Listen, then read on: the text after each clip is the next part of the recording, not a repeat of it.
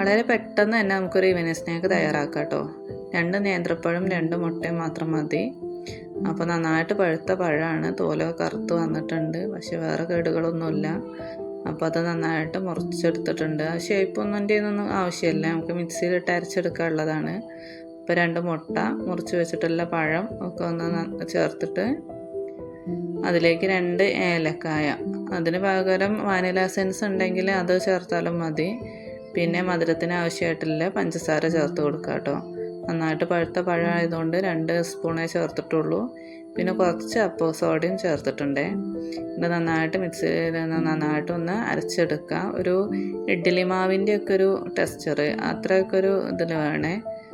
അപ്പോൾ ചെറിയ പഴമാണെന്നുണ്ടെങ്കിൽ ഒരു 3 പഴമൊക്കെ എടുക്കാം.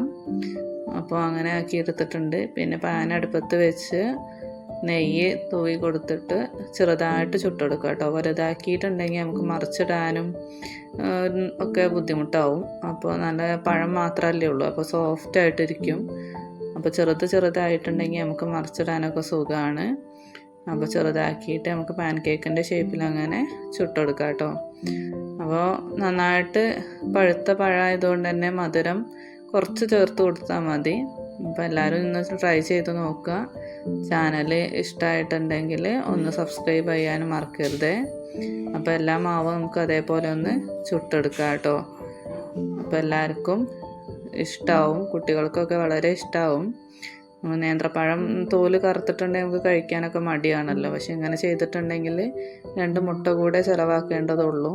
അപ്പോൾ നല്ല രീതിയിൽ നമുക്കൊരു വൈകുന്നേരം ചായക്ക് കൂടെ കഴിക്കാനൊരു സ്നാക്ക് റെഡി ആയി കേട്ടോ.